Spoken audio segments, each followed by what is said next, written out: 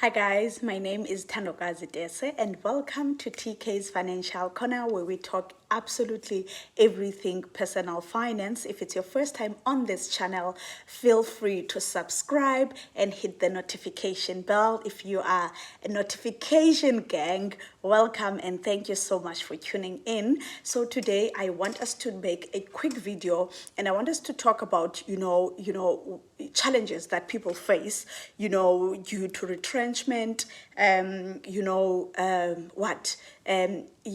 illness, severe illness, disability, loss of employment, and you find yourself stuck with a car that you can't pay for it anymore. What can you do in that situation, And I always say that, number one, you need to check if your car doesn't have a credit life insurance, because remember, most of these loans that we take out, whether for a car, personal loan, credit card, there's what we call credit life insurance attached to them. So if there's one on your car, then you can go and claim from your lender. Obviously, depending on its terms and conditions, there is no blanket approach to it, guys. Its contract is different. Each person's, contract is different. You need to check what your contract is saying with your lender. Number two, you know exactly your financial situation. So the best way is for you to pick up that phone and speak to your lender. The earlier, the better. The sooner, the better, guys. You don't want to wait until you are behind with 3 months installment or even a month installment. So immediately when you sense that there's some heaviness, there's some, burden that's going to be happening in terms of your finances, then pick up your phone, speak to your lender, let them know, renegotiate, okay? If you come to terms, and you're not going to be able to renegotiate if you are already in areas. So that is why it's important for you to be proactive, okay? Pick up that phone first and be the one contacting them, okay? That's number two, I guess.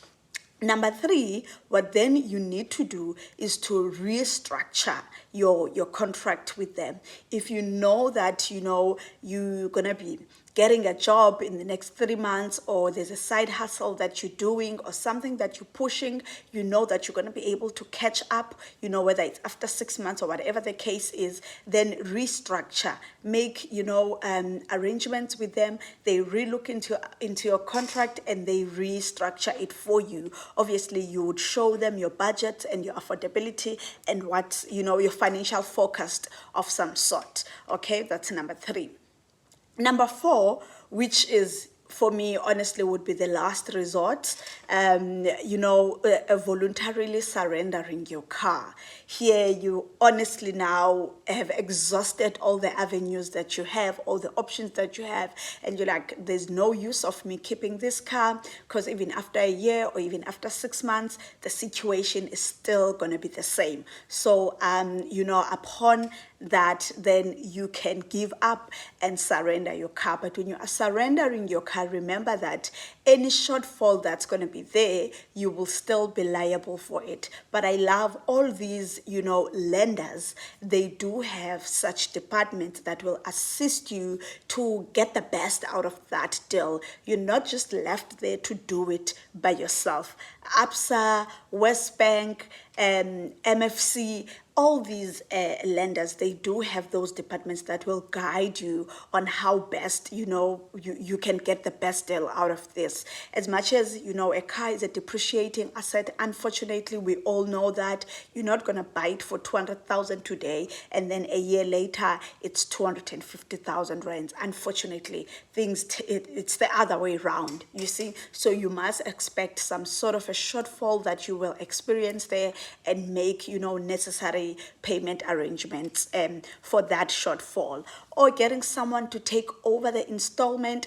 But I always say that with this one, that person is also going to be, checked if they can afford, they do qualify, etc., etc. All the qualification criteria will be followed. So it's honestly up to you what you want to do. Have you found someone that really can take over the installment, and then you go with that person to your lender and then you arrange such. And the last option and the final one that I don't want is a repossession, guys. it's not nice. I'm sure I've never experienced it, but I'm sure for people that have experienced it, they can comment below and share with us their experiences. How did their cars or even your house got to be repossessed? And I'm sure it's not a nice feeling. And that's the last resort. And after that car has been repossessed, they will sell it at an auction. Unfortunately, there's nothing that they're going to do with that car so that they can recover their money. It doesn't matter how much it is. And still, in this case, you will still be liable for the balance, guys, for the shortfall. After that whole process and the drama and the stress of repossessing your car, you will still be liable for the shortfall. You're not gonna, there's no way out. There's no way out, guys. So that is why I said at the beginning of this video, the best thing to do is to pick up the phone from the moment you know that you're gonna be experiencing some challenges financially, and call your lender yourself and make the necessary arrangements with them. You don't want to get into that, nasty stage whereby your car will be repossessed. But I guess repossession is another topic on its own. I'll try. If you guys need me to do a video about that, let me know in the comments below. I will do a video about the entire process on car repossession. But for today, that's all I needed to say. Thank you so much for watching. If this was your first time, remember to subscribe. And if you're a notification gang, thank you so much for staying with me. Till I see you next time, guys.